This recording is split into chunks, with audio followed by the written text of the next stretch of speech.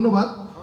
আমার পূর্বে যারা বক্তৃতা দিলেন বা পূর্বে যে ভাইরা কথা বলেছে অনেক সুন্দর কথা বলেছে, তাদের কথাগুলো খুবই ভালো লেগেছে।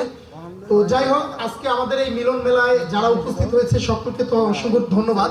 আর যারা আমাদের এই প্রোগ্রামটা লাইভে দেখছেন তাদেরকেও অসংখ্য ধন্যবাদ। তো শুরু করছি শাকিব খানকে স্মৃতিচারণ করে। শাকিব খান জন্ম 28শে মার্চ 1979। তিনি হলেন একজন বাংলাদেশী চলচ্চিত্র অভিনেতা, প্রযোজক, গায়ক, চলচ্চিত্র সংগঠক ও গণমাধ্যম ব্যক্তিত্ব। সোহানুর রহমান সোহান পরিচালিত অনন্ত ভালোবাসা 1999 সালে শাকিব খানের অভিষেক ঘটে। চলচ্চিত্রের মাধ্যমে তার অভিনয় জীবন শুরু হয়। তিনি গণমাধ্যমে কিং খান, ভক্তদের কাছে মেগাস্টার, সুপারস্টার এবং গ্লোবাল মেগাস্টার হিসাবে সম্মানিত হয়েছেন। তিনি বাংলাদেশের সবচেয়ে বেশি পারিশ্রমিক প্রাপ্ত অভিনেতা। তো যাই হোক, মূল যে বিষয়টি ছিল যে আজকে আমাদের যে প্রোগ্রামটি সেটা হচ্ছে বরবাদময়। আমরা বরবাদের কারণেই কিন্তু আজকে এখানে একত্রিত হয়েছি। সামনেই আমাদের বরবাদ আসতেছে। এই বরবাদ নিয়ে আমাদের অনেক আশা আকাঙ্ক্ষা, এবং বরবাদকে চক্রান্ত করে থেমে দেওয়ানোর জন্য একটি মহল একটা মানুষকে নিয়ে নোংরামি করেছে, সেটাও প্রকাশিত হয়েছে যে আসলে সোশ্যাল মিডিয়ায় যা ঘটে, যা কিছু রটে, সব কিছুই কিন্তু সত্যি নয়। ঠিক আছে? তো কিছু কিছু জিনিস, অথেন্টিক নিউজগুলা আমাদের মাধ্যমে যারা আমরা দিয়ে থাকি, আপনারা দেখেছেন আমরা কিন্তু অথেন্টিক নিউজগুলো দিচ্ছি, ভবিষ্যতেও দেব। এবং সাকিবিয়ানরা যারা আছে, আপনারা অবশ্যই আমাদের কাছ থেকে বা আপনাদের কাছ থেকেও যেন ভবিষ্যতে এই ধরনের কোনো ধরনের ফেক নিউজ না যায়, ভালো নিউজগুলো যাতে প্রেজেন্টেশন হয়। কারণ মেগাস্টার কিন্তু খুবই একজন সহজ সরল মানুষ, তাদের ভালোবাসার মানুষ। তাকে নিয়ে যখন একটা মহল নোংরামি করে, তখন তিনি প্রতিবাদ করেন না, প্রতিবাদ আমরা ভক্তরা করি। তো এই প্রতিবাদ আমাদের চলবে আমৃত্যু পর্যন্ত। শাকিব খান যতদিন চলচ্চিত্রে রাজত্ব করবে, আমরা ভক্তরাও কিন্তু তার পাশে থেকে আমাদের সেই মেগাস্টারকে আমরা এভাবেই আমাদের বুকে আগলে রাখবো। পূর্বের বক্তারা যেভাবে বলেছে জীবন দিবে, অবশ্যই জীবন আমাদেরকে দিতে হবে একমাত্র মেগাস্টারের জন্য। আর যারা পিছনে কলকাঠি নাড়তেছেন তার রাজত্ব শেষ করে দিবেন, এই রাজত্ব না শেষ হবার নয়, এই রাজত্ব তো কেবল শুরু হয়েছে। এখন সারা বিশ্ববাসী দেখছে শাকিব খানের রাজত্ব। ইভেন আরো একটি ঘটনা, সেটা হচ্ছে যে বাংলাদেশের আর্টিস্টরা কাজ করার জন্য এখন পাগল হয়ে গেছে।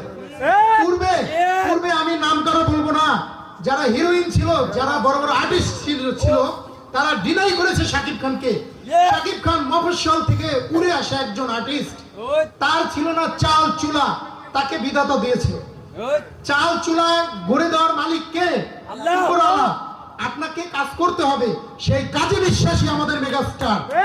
আমাদের মেগাস্টার পরিশ্রম দিয়ে, তার শ্রম দিয়ে তিনি যেভাবে এগিয়ে এসেছে এবং ভক্তরা তাকে যেভাবে আগলে রেখেছে, আপনাদের মতো লোকেরা তাকে হটিয়ে দিতে পারবে না। আর কাজের কথা বললাম, বাংলাদেশের কোনো হিরোইন, আমি ব্যক্তিগতভাবে কোনো হিরোইনকে বাংলাদেশের শাকিব খানের সাথে দেখতে চাই না। একটি কারণেই দেখতে চাই না, এই মেগাস্টারকে নিয়ে আপনারা নোংরামি করেছেন। তার ব্যক্তিগত জীবন নিয়ে যেভাবে নোংরামি করেছেন আপনারা, তার ব্যক্তিগত জীবনকে হাইলাইট করার চেষ্টা করেছেন। কোন প্রোগ্রামে গেলে সেখানেও আপনারা তাকে কটূক্তি করেছেন।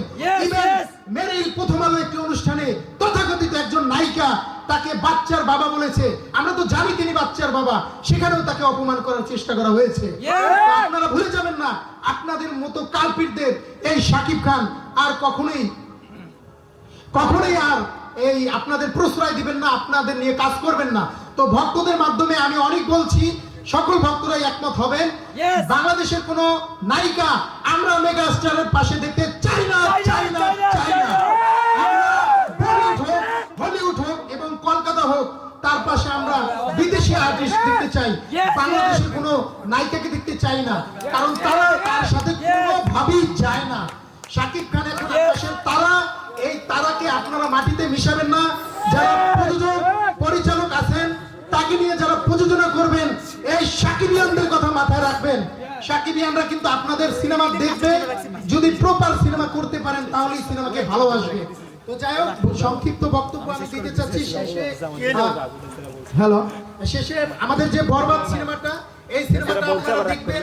সামনে রমজান মাস আসতেছে, এর আগে আমাদের বিপিএল আছে, বিপিএল আমরা সাকিবিয়ানরা অ্যাক্টিভ থাকার চেষ্টা করব।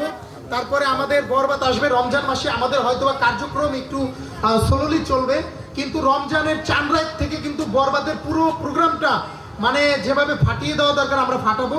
আর এর আগে রমজানের আগে আমাদের প্রোগ্রাম বরবাদময় হতেই থাকবে বিপিএল সহ। তো যাই হোক, এখন আমাদের পরবর্তী যে বক্তব্য নিয়ে আসবে আমাদের খুব কাছের ভাই, আমাদের অত্যন্ত প্রিয় লিটন ভাইকে শাকিব খানের জীবন বৃত্তান্ত নিয়ে আলোচনা করার জন্য আমি ডাকছি। লিটন ভাই, আপনি একটু আসবেন। তিনি আজান দেব। আচ্ছা, আজান হবে, আজানের পরে আমরা আবার এই প্রোগ্রামটাতে যুক্ত হচ্ছি। সবাইকে ধন্যবাদ।